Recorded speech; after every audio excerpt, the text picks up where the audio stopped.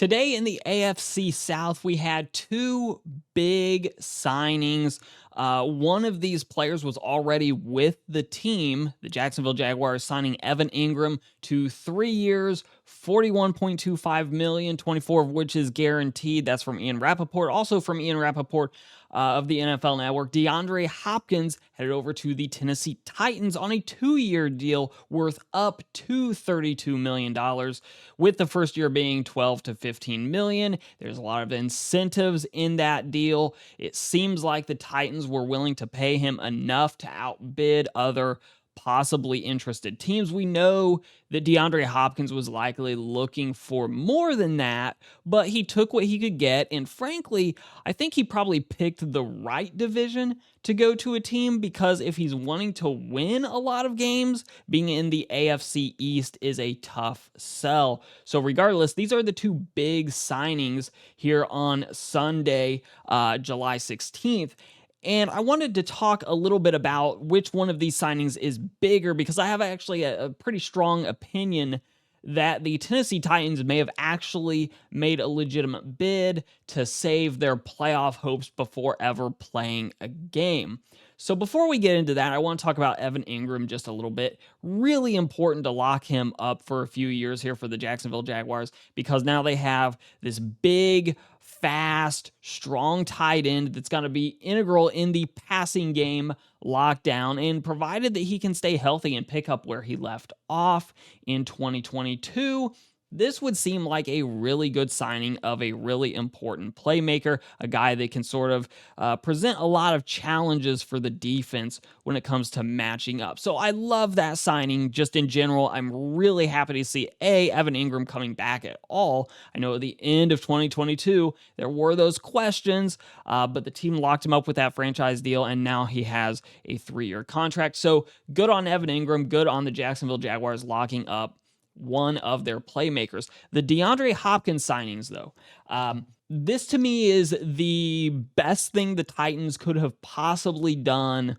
for not just Ryan Tannehill and the offense, but also if they end up with Will Levis in the lineup, best thing you can do for a rookie quarterback. And I actually talked about it in my last video. The best thing you can do for a young quarterback is to give him weapons and players that can get open and make his life as easy as possible. DeAndre Hopkins is a fantastic talent.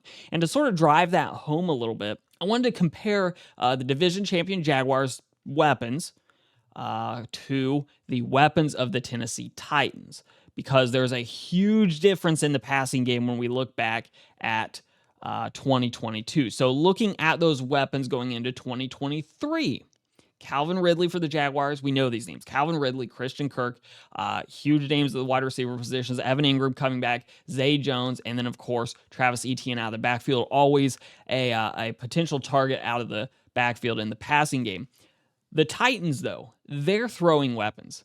Derrick Henry out of the backfield, legitimate weapon. If he gets the ball in open space, Derrick Henry can be a scary weapon, even though he's not really known for his receiving. Once he has the ball, and usually we're talking about little dump-off passes, he can do a lot with those. DeAndre Hopkins, huge signing, playmaker, one of the better receivers in the NFL, even now, even in the sort of second half of his career, probably past his prime a little bit, but still a fantastic receiver, at least likely.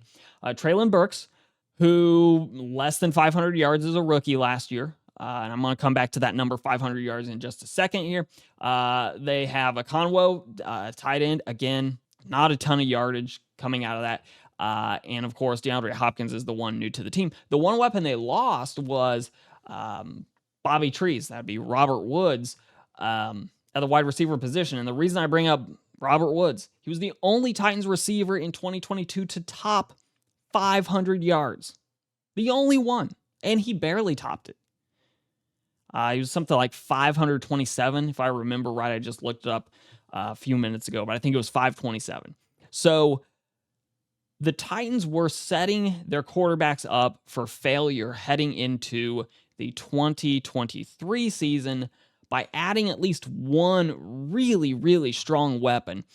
That should allow the Titans to have at least a reasonably strong play-action game. Now, I would suspect in throwing downs where teams know the Titans have to pass, it's still going to be tough because you're going to look at the field, and as a defense, you're probably going to double DeAndre Hopkins because he's by far the biggest threat on the field for the Titans in the passing game in 2023. However, in the play action game, when the Titans are able to control the clock, which is something they want to be able to do, DeAndre Hopkins is probably going to be open in a lot of play action scenarios, or at least get one-on-one looks where he can use his talent and ability to get open for whether it be Ryan Tannehill or Will Levis, which I sort of suspect if the Titans struggle early in the season to get wins, I would expect the Titans to pull Tannehill in favor of Will Levis and get the young guy in, especially if it looks like a lost season. You might as well go ahead and put the young guy in,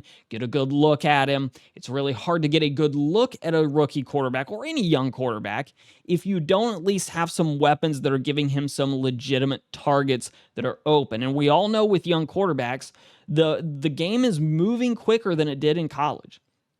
So anytime you can get separation or give them easy looks where there is separation, that's going to help out the rookie quarterback. So I really, really like the signing of DeAndre Hopkins by the Titans. I think that's a fantastic signing. And frankly, I think it allows them to run an offense that could at least keep their playoff hopes alive. They're sort of seen as this aging roster that's past their current window. They're sort of looking to retool, rebuild, reload, whatever you want to look at it as.